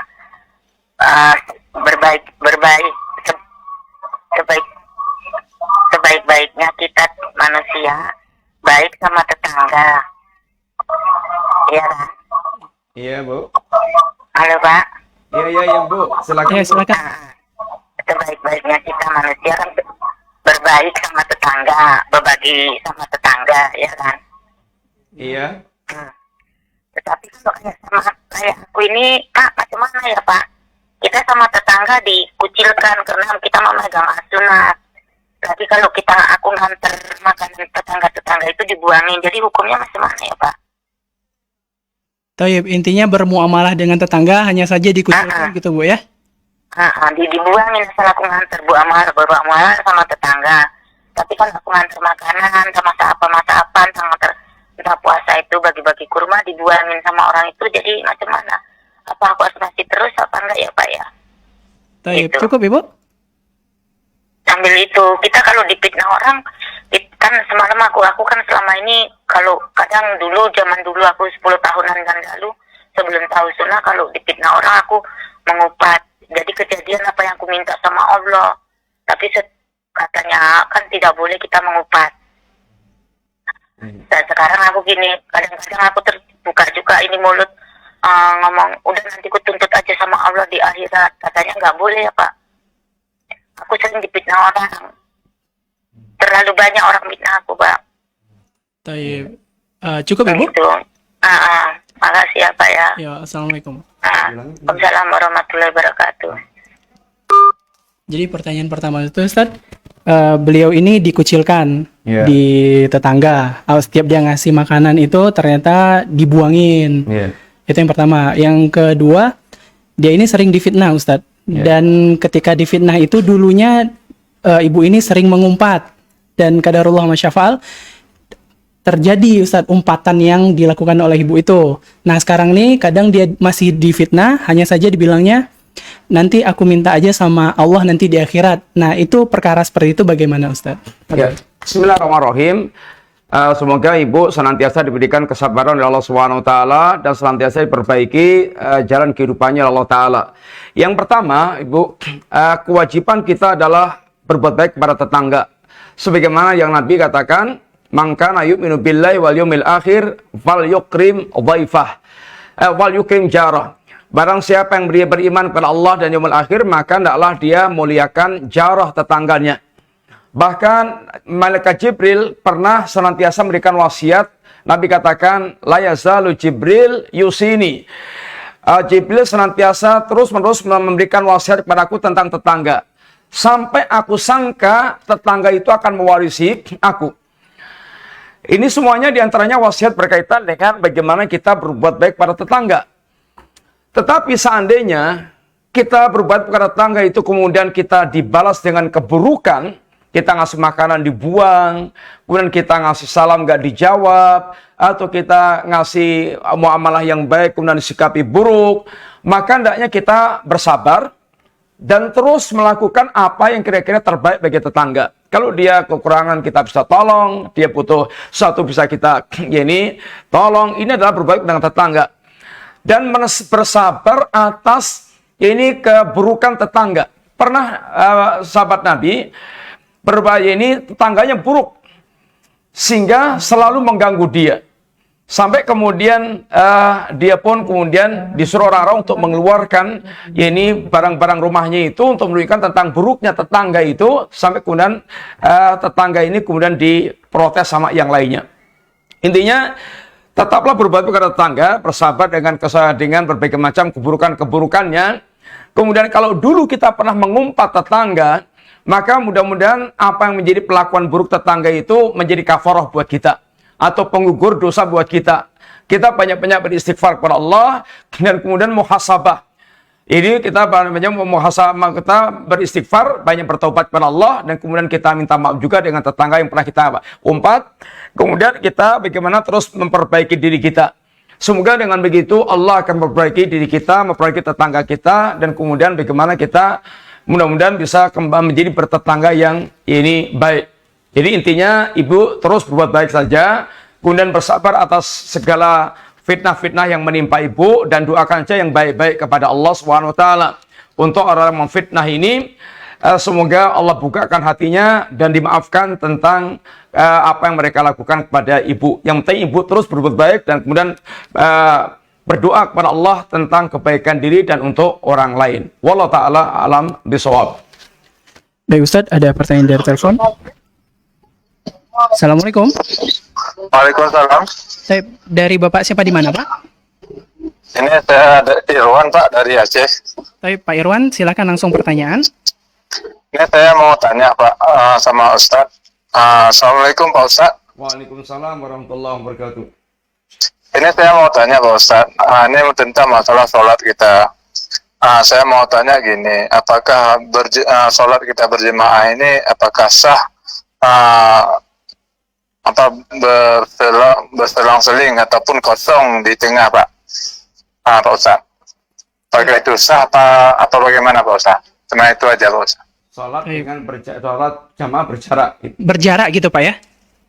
Gimana? Iya berjarak. Iya. Bismillahirrahmanirrahim. Berkaitan dengan sholat jamaah ini, yang jelas para ulama sudah banyak berbicara dalam kondisi normal, maka sholat kita mesti rapat, kemudian yaitu rapat lurus kesempurnaan sholat. Seperti yang diajarkan oleh Nabi SAW, bahkan berjaraknya shaf sampai panjang itu bisa membuat sholatnya itu nggak sah seperti yang pernah disampaikan oleh Syabdul Muhsin. Tetapi dalam kondisi yang ada alasan untuk dia bermasker, untuk dia berjarak, para ulama telah berbicara tentang masalah ini. silahkan saja ambil fatwanya para ulama, karena bagaimana juga kita mesti kembali kepada ulama tentang perkara ini. Tidak bisa kita memaksakan orang lain untuk seperti yang kita ini lakukan. Umpamanya kita ini tidak mau berjarak, kita karena kita merasa aman, kondisinya kita merasa aman, insya Allah tidak ada madarat bagi kita, ya silahkan, itulah kembali kepada asalnya ketika kita merasa aman dari kondisi yang mengancam. Tapi ketika Anda itu merasa terancam dan ada kekhawatiran berkaitan dengan masalah ini, maka silakan ambil fatwa para ulama yang telah berbicara tentang masalah ini. Insyaallah kita itu ada rujukan yang telah kita jadikan sebagai pijakan di dalam beramal tentang perkara ini. Wallahu taala alam bisawab. Boleh dikecilkan dulu suara TV-nya, Bapak? Minta tolong dikecilkan dulu suara televisinya. Dari Bapak siapa di mana, Pak? Dari Bapak Hamis di Riau. Bapak yang dari Riau, silakan langsung pertanyaannya, Pak. Bentar Pak ya. Kayak mana caranya 3 hal yang membatalkan sholat di dalam waktu sholat berjamaah itu Pak? Bagaimana, Pak? Bisa diulangi pertanyaannya? 3 hal yang membatalkan sholat Pak. 3 hal yang membatalkan sholat gitu, Pak? Iya. Apa-apa saja gitu, Pak? Iya, iya. Taib. Jazakallah. 3 yang membatalkan salat sendiri, salat jamaah. Allahu a'lam. Kalau yang membatalkan salat ya banyak banget. Jadi antaranya umpamanya kentut membatalkan salat. Kemudian dia bicara membatalkan salat. Kemudian makan juga membatalkan salat.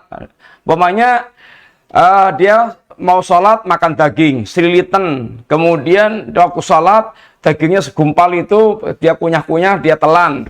Ini dia bisa membatalkan sholat. Sehingga banyak yang membatalkan sholat. Di antaranya adalah itu. Wallahu ta'ala alam shawab. Baik Ustadz, pertanyaan selanjutnya. Izin bertanya Ustadz, bagaimana hukum bertabaruk di makam Rasulullah SAW? Iya, bertabaruk dengan makam Nabi terlarang. Memperlakukan makam Rasulullah SAW itu sebagaimana makam-makam yang lainnya. Dalam pengertian kita ziarah kubur itu tujuannya hanya 2. Satu untuk kemanfaatan si mayit, yang kedua kemanfaatan untuk diri kita. Adapun untuk si mayit, maka doa-doa yang kita sampaikan kepada mayit, maka kita ziarah kubur dengan cara kita, yaitu mendoakan ahlul kubur, mendoakan orang yang telah meninggal dari kalangan mukminin dan mukminat, sebagaimana Nabi tuntunkan pada kita. Manfaat yang kita ambil dari ziarah kubur adalah tudzakirukumul maut, mengingatkan kita kepada kampung akhirat, kepada kematian dan kampung akhirat, sehingga bisa melunakkan hati kita, melunakkan hati kita yang keras. Ini adalah termasuk di antara faedah kita ziarah kubur. Adapun tabaruk dengan makam Rasulullah terlarang. Dan Nabi telah berdoa kepada Allah Ta'ala, Allahumma la taj'al qabri wathanan yu'bad. Ya Rasul, ya Allah, jangan kau jadikan kuburanku sebagai berhala yang disembah. Maka doa Nabi ini dikabulkan oleh Allah Ta'ala. Makam Nabi itu dipagar segitiga, kemudian dipagar lagi, dikelilingi lagi, sehingga orang tidak akan pernah bisa yaitu bersentuhan dengan makam Rasulullah SAW. Orang Indonesia biasanya kalau ke Masjid Nabawi, kemudian melewati kubur Nabi, ikut latah-latah pula kepada orang lain, itu ngusap-usap pagernya dalam rangka tabaruk. Ini adalah tabaruk yang bid'ah, yang tidak diperbolehkan. Ini bisa menjadi wasilah kepada kesyirikan. Tidak boleh kita tabaruk dengan kuburan kecuali untuk mengingatkan kita kepada kematian, mendoakan kita kepada orang yang sudah wafat. Wallahu ta'ala alam bisawab. Baik Ustadz, ada pertanyaan dari telepon. Assalamualaikum. Waalaikumsalam. Baik, dari Mbak siapa di mana, Mbak? Dari Elsa di Tasikmalaya. Baik, Mbak Elsa, silakan langsung pertanyaannya.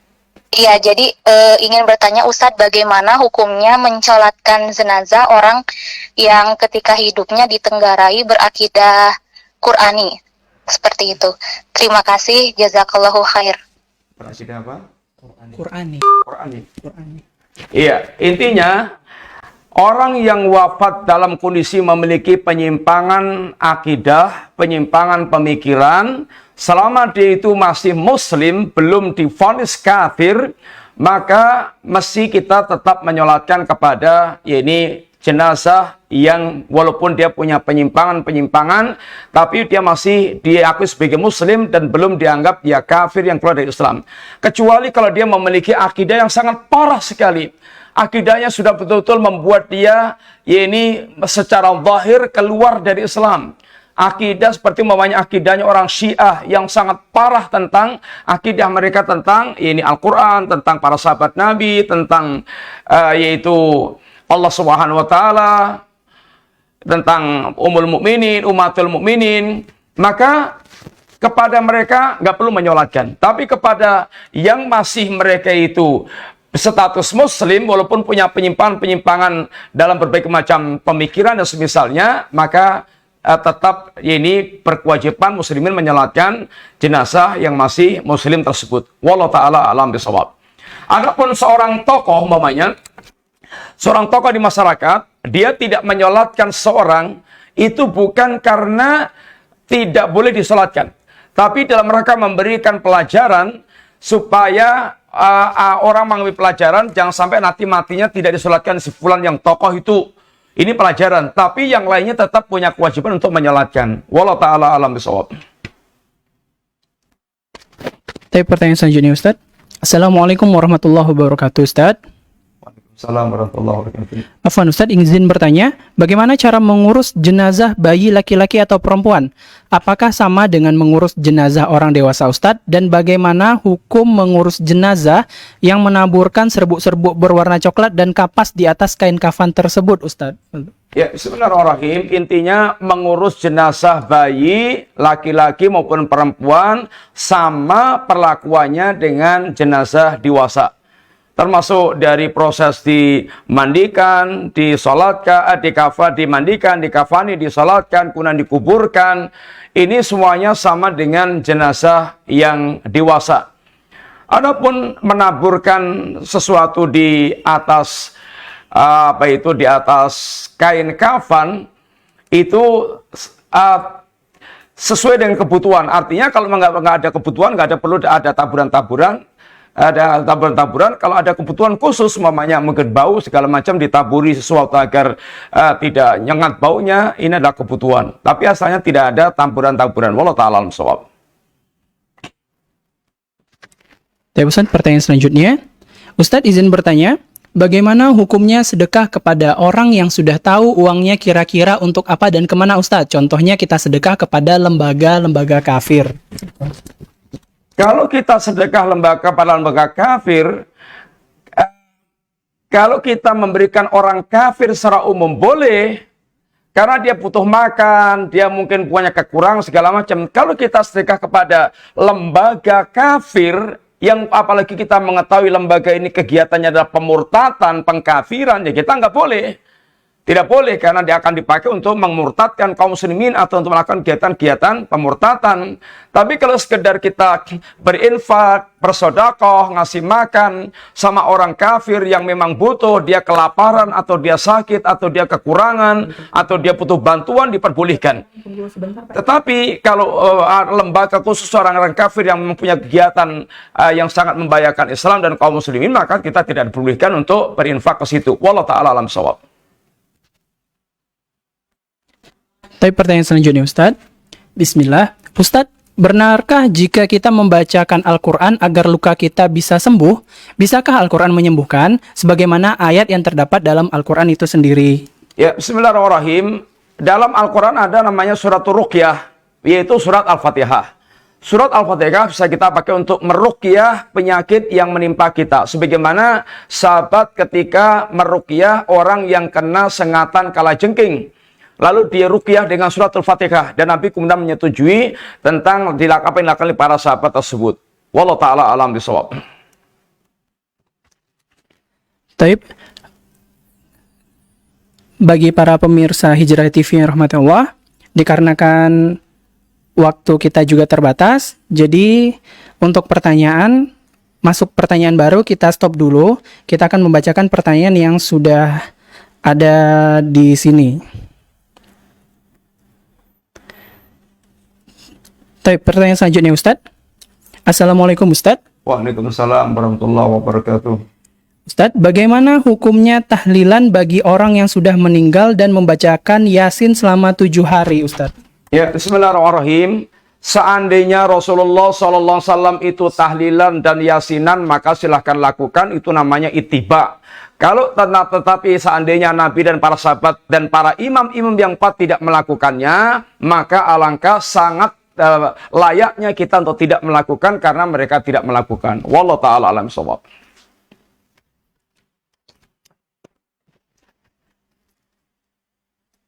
Pertanyaan selanjutnya Ustadz. Assalamualaikum Ustadz. Assalamualaikum warahmatullahi wabarakatuh. Ana Rahman dari Cirebon Ustadz, izin bertanya. Di tempat kerja Ana ada karyawan yang mencuri uang dari perusahaan atau uang umat Ustadz. Sedangkan karyawan yang mencuri tersebut adalah seorang mu'alaf. Bagaimana sikap kita dan bagaimana memberi hukuman bagi seorang yang udah mencuri uang perusahaan tersebut Ustadz? Fadol. Ya, bismillahirrahmanirrahim. Kaidah di dalam masalah memaafkan, maka memaafkan itu ya ini ada perbaikan, ada kebaikan dengan maafkan itu. Kalau dia dengan kita maafkan itu menjadi lebih baik, maka maafkan dan tolonglah dia.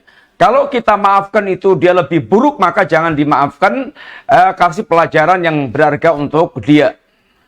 Dalam masalah ini, maka lihatlah kondisi orang tersebut. Kira-kira kalau dia itu layak untuk dimaafkan untuk kebaikan dia. Kalau dia tidak layak dimaafkan, artinya kalau layak dimaafkan itu maunya orang utang. Orang utang itu kemudian kalau dimaafkan tambah dadi utangnya itu dan malah tambah banyak utang ke yang lainnya, maka jangan dimaafkan, itu tidak akan perbaiki dia.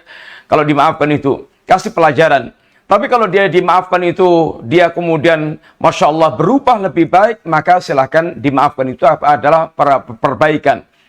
Tinggal dilihat kondisi orang yang akan kita lakukan ini, maka lihat baik-baik, periksalah tentang dia bagaimana kondisinya tersebut. Wa ta'ala shawab. Ustadz, pertanyaan selanjutnya. Assalamualaikum Ustadz. Waalaikumsalam warahmatullahi wabarakatuh. Bagaimana cara mendakwahkan suami yang melakukan bid'ah seperti maulid dan ikut-ikutan Isra Mi'raj Ustadz? Fadol. Ya, bismillahirrahmanirrahim. Tentu adalah itu proses pematangan ilmu. Artinya dia sendiri betul-betul faham tentang kaidah cara beragama yang benar. Kalau dia faham tentang kaidah cara beragama yang benar, insya Allah dia akan mapan. Tinggal dilihat suami Anda dalam posisi itu karena belum faham atau sudah faham tapi kemudian tetap saja ngirut kebiasaan setempat. Yang mana? Kalau belum faham, maka bagaimana cara kemudian memahamkan suami ini? Dengan mungkin Pak Anda yang paling tahu suasana yang terbaiknya bagaimana, yang paling tepatnya itu ngasih bacaan, atau mungkin mengajak ke pengajian, suruh mengantarkan pengajian, biar ikut pengajian juga, atau mungkin dialog-dialog yang bisa dilakukan dengan cara yang baik. Intinya adalah bagaimana mengantarkan suami Anda faham tentang masalah tersebut dengan cara yang terbaik tentunya. Wallahu ta'ala alam shawab. Baik Ustadz, pertanyaan selanjutnya. Assalamualaikum Ustadz. Waalaikumsalam warahmatullahi wabarakatuh. Dari Abu Yusuf di Tegal. Bagaimana hukumnya mengaminkan doa khutbah Jumat Ustadz? Fadol. Setiap doa itu yaitu diaminkan. Orang berdoa, orang berdoa ya kita aminkan. Seperti mana dan khatib berdoa di Jumat adalah masru' dan kemudian bisa kita aminkan di akhir, yakni doa yang kemudian selesai kita bisa aminkan. Wallahu ta'ala alam shawab. Baik, pertanyaan selanjutnya Ustadz. Bismillah. Afwan, izin bertanya Ustadz. Mumpung sebentar lagi hampir puasa Ustadz, kami bertanya apakah sah puasa tanpa sholat? Puasa tanpa sholat sesungguhnya pelanggarannya berat, yakni meninggalkan sholat. Orang yang tidak puasa itu para ulama ini tidak mengkafirkannya. Yang jelas sudah besar. Orang yang meninggalkan sholat itu para ulama ikhtilaf antara kafir dan gak kafirnya itu. Sehingga berat meninggalkan sholat dibandingkan dengan meninggalkan puasa. Maka tentunya bagaimana dia berpuasa dan sholat. Jangan sampai dia puasa tapi nggak sholat. Bisa dikhawatirkan puasanya pun akan sia-sia karena dia tidak sholat. Yang diusahakan adalah bagaimana dia berpuasa dan dia sholat. Wallahu ta'ala alam shawab. Pertanyaan selanjutnya Ustadz. Assalamualaikum Ustadz. Waalaikumsalam warahmatullahi wabarakatuh. Izin bertanya, bagaimana hukumnya jika kita mengikuti senam yang diiringi dengan musik, Ustadz? Yang nggak boleh, bismillahirrahmanirrahim, nggak boleh mengikuti senam yang ada iringannya musik, nggak boleh. Dia kalau mau senam sendiri tanpa musik, atau senam bareng-bareng teman-teman tapi tanpa musik. Wallahu ta'ala shawab. Insya Allah pertanyaan terakhir, Ustadz. Assalamualaikum, Ustadz. Waalaikumsalam warahmatullahi wabarakatuh. Saya dari Lampung dan saya baru hijrah, Ustadz. Pertanyaannya, bagaimana cara kita untuk dapat menghafalkan Al-Quran?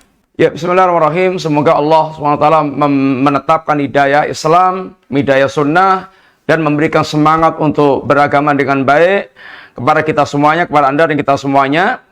Adapun bagaimana semangat untuk kemudian menghafalkan Quran, yang pertama, ya motivasi, harus memperbesar motivasi kenapa kita menghafalkan Quran. Di antaranya adalah bahwasanya Allah sangat cinta kepada Ahlul Quran, bahkan Ahlul Quran adalah Ahlullah khasah, keluarga Allah yang khusus. Dan keutamaan sekian banyak orang mereka hafal Al-Quranul Karim.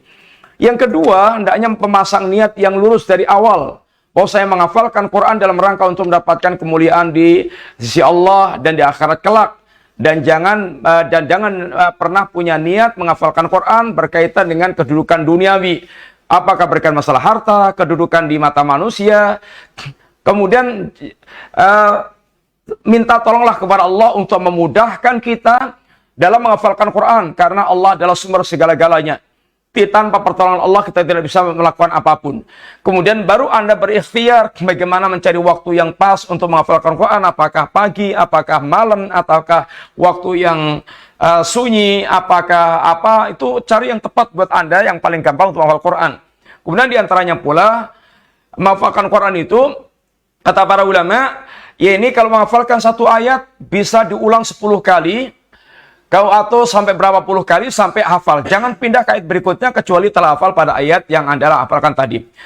Ke ayat yang kedua juga demikian, diulang lagi 10 kali di ayat yang pertama juga, sehingga bisa sampai melekat. Baru pindah berikutnya, dan seterusnya demikian. Mudah-mudahan dengan begitu Allah mudahkan untuk yaitu menghafalkan Al-Quranul Karim. Dan yang penting adalah motivasi dalam menghafalkan ini harus senantiasa diperhatikan dan dipelihara baik-baik sampai Allah mudahkan kita menghafalkan keseluruhan Al-Quranul Karim. Dan Masya Allah, seandainya Allah karuniakan kepada kita bisa hafal Al-Quranul Karim, maka Al-Quran akan menjadi penolong kita yang terbaik saat kita nanti menghadap Allah Subhanahu wa Ta'ala. Di antaranya Nabi katakan kepada Ahlul Quran di akhirat,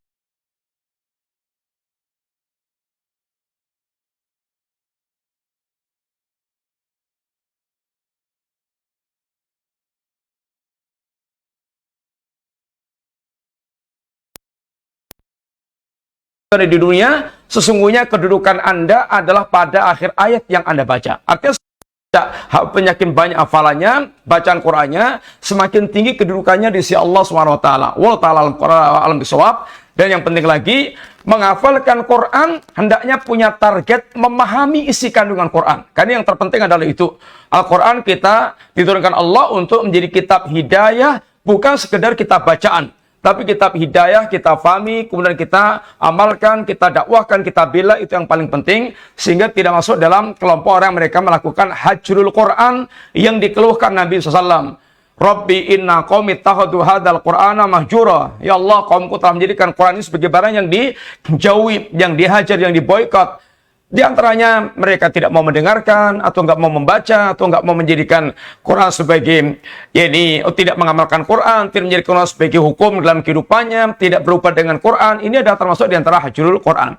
Demikian Bapak sekalian, semoga manfaat. Kurang lebihnya minta maaf. Insyaallah kita lanjutkan pembahasan kita pada pembahasan yang akan datang dengan Sallallahu alaihi Muhammadin wa ala alihi wasallam. Subhanakallahumma wa bihamdika asyhadu an la ilaha illa anta astaghfiruka wa atubu ilaik. Assalamualaikum warahmatullahi wabarakatuh.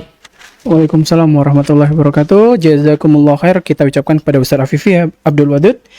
Bagi para pemirsa Hijrah TV yang belum bisa dibacakan pertanyaannya dan masih belum bisa bertanya langsung kepada Ustadz, insya Allah silakan kembali bertanya di pekan depan insyaallah ta'ala di waktu yang sama jam 4 sore waktu Indonesia Barat, yang insyaallah masih dibersamai oleh guru kita Ustadz Afifi Abdul Wadud hafizallahu ta'ala. Taib, jazakumullah khair kepada para pemirsa. Barakallahu fikum. Assalamualaikum warahmatullahi wabarakatuh.